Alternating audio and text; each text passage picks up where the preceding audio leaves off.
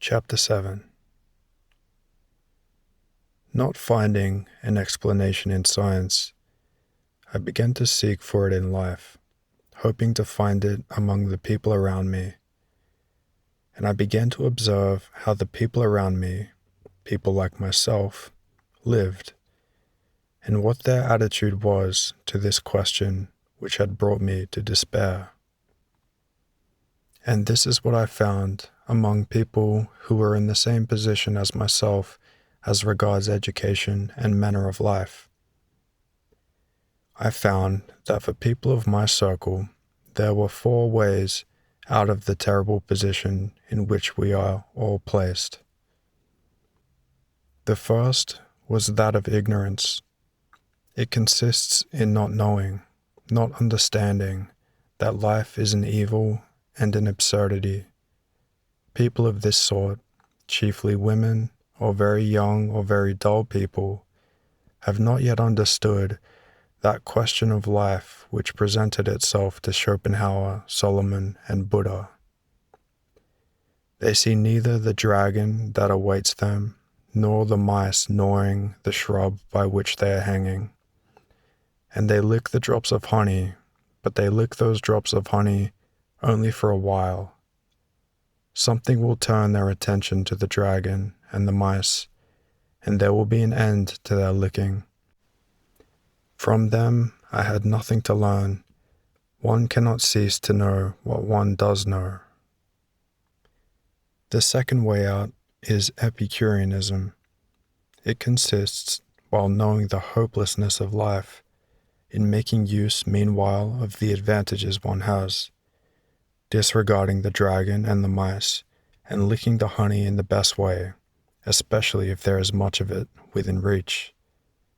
Solomon expresses this way out thus: Then I commended mirth, because a man hath no better thing under the sun than to eat and to drink and to be merry, and that this should accompany him in his labor the days of his life, which God giveth him under the sun. Therefore eat thy bread with joy, and drink thy wine with a merry heart. Live joyfully with the wife whom thou lovest all the days of the life of thy vanity. For this is thy portion in life, and in thy labors which thou takest under the sun. Whatsoever thy hand findeth to do, do it with thy might. For there is not work, nor device, nor knowledge, nor wisdom in the grave, whither thou goest. That is the way in which the majority of people of our circle make life possible for themselves. Their circumstances furnish them with more of welfare than of hardship, and their moral dullness makes it possible for them to forget that the advantage of their position is accidental, and that not everyone can have 1,000 wives and palaces like Solomon, that for everyone who has 1,000 wives, there are 1,000 without a wife, and that for each palace there are 1,000 people who have to build it in the sweat of their brows, and that the accident that has today made me a Solomon may tomorrow make me a Solomon's slave.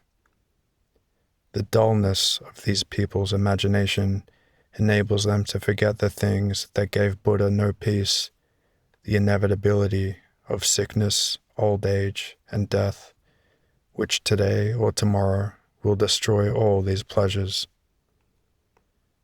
So think and feel the majority of people of our day and our manner of life.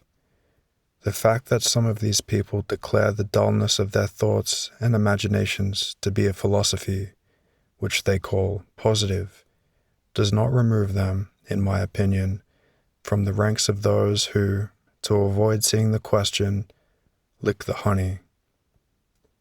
I could not imitate these people. Not having their dullness of imagination, I could not artificially produce it in myself.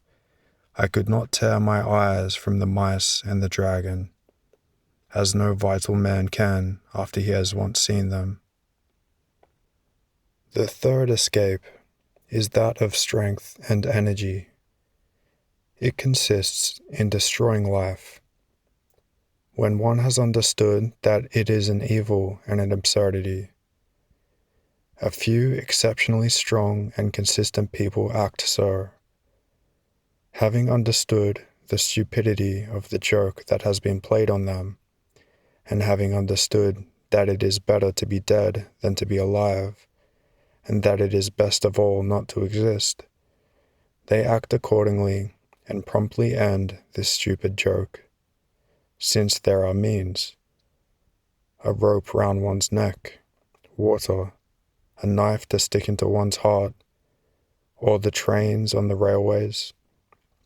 And the number of those of our circle who act in this way becomes greater and greater, and for the most part, they act so at the best time of their life, when the strength of their mind is in full bloom, and few habits degrading to the mind have as yet been acquired. I saw that this was the worthiest way of escape, and I wished to adopt it. The fourth way out is that of weakness. It consists in seeing the truth of the situation and yet clinging to life, knowing in advance that nothing can come of it. People of this kind know that death is better than life, but not having the strength to act rationally, to end the deception quickly and kill themselves, they seem to wait for something. This is the escape of weakness, for if I know what is best and it is within my power, why not yield to what is best? I found myself in that category. So people of my class evade the terrible contradiction in 4 ways. Strain my attention as I would, I saw no way except those 4. One way was not to understand that life is senseless, vanity, and an evil, and that it is better not to live. I could not help knowing this, and when I once knew it, could not shut my eyes to it. The second way was to use life such as it is without thinking of the future, and I could not do that. I, like Sakyamuni, could not ride out hunting when I knew that old age, suffering, and death exist. My imagination was too vivid. Nor could I rejoice in the momentary accidents that for an instant threw pleasure to my lot. The third way, having understood that life is evil and stupid, was to end it by killing oneself. I understood that, but somehow still did not kill myself. The fourth way was to live like Solomon and Schopenhauer, knowing that life is a stupid joke played upon us, and still to go on living, washing oneself, dressing, dining, talking, and even writing books. This was to me repulsive and tormenting, but I remained in that position. I see now that if I did not kill myself, it was due to some dim consciousness of the invalidity of my thoughts. However convincing and indubitable appeared to me the sequence of my thoughts and of those of the wise that had brought us to the admission of the senselessness of life, there remained in me a vague doubt of the justice of my conclusion. It was like this: I, my reason, have acknowledged that life is senseless. If there is nothing higher than reason, and there is not, nothing can prove that there is, then reason is the creator of life for me. If reason did not exist, there would be for me no life. How can reason deny life when it is the creator of life? Or to put it in the other way, were there no life, my reason would not exist. Therefore reason is life's son. Life is all. Reason is its fruit, yet reason rejects life itself. I felt that there was something wrong here. Life is a senseless evil, that is certain, said I to myself. Yet I have lived and am still living, and all mankind lived and lives. How is that? Why does it live, when it is possible not to live? Is it that only I and Schopenhauer are wise enough to understand the senselessness and evil of life? The reasoning showing the vanity of life is not so difficult, and has long been familiar to the very simplest folk, yet they have lived and still live. How is it that they all live and never think of doubting the reasonableness of life? My knowledge, confirmed by the wisdom of the sages, has shown me that everything on earth, organic and inorganic, is all most cleverly arranged. Only my own position is stupid, and those fools, the enormous masses of people, know nothing about how everything organic and inorganic in the world is arranged, but they live, and it seems to them that their life is very wisely arranged.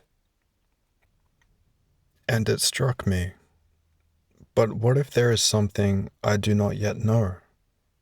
Ignorance behaves just in that way. Ignorance always says just what I am saying. When it does not know something, it says what it does not know is stupid. Indeed, it appears that there is a whole humanity that lived and lives as if it understood the meaning of its life, for without the understanding, it could not live.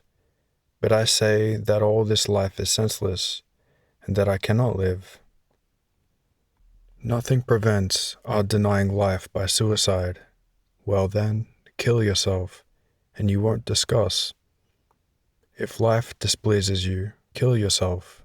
You live, and cannot understand the meaning of life, then finish it, and do not fool about in life, saying and writing that you do not understand it.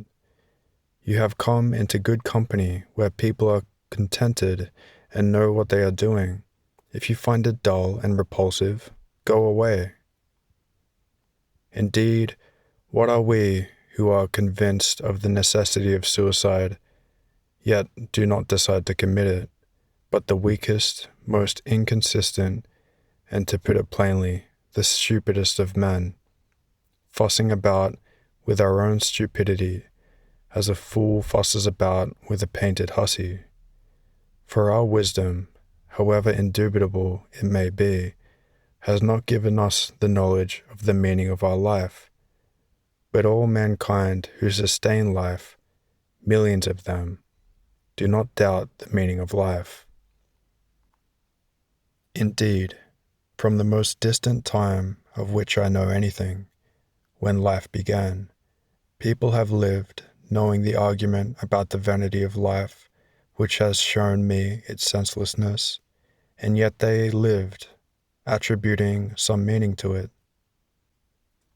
From the time when any life began among men, they had the meaning of life, and they led that life which has descended to me. All that is in me and around me, all, corporeal and incorporeal, is the fruit of their knowledge of life. Those very instruments of thought with which I consider this life and condemn it were all devised not by me, but by them. I myself was born, taught, and brought up thanks to them.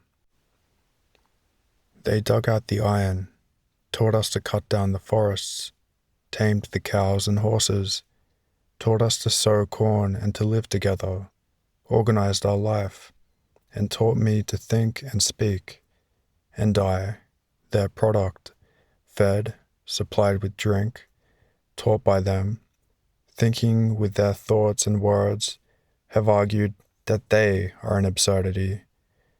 There is something wrong, said I to myself. I have blundered somewhere. But it was a long time before I could find out where the mistake was.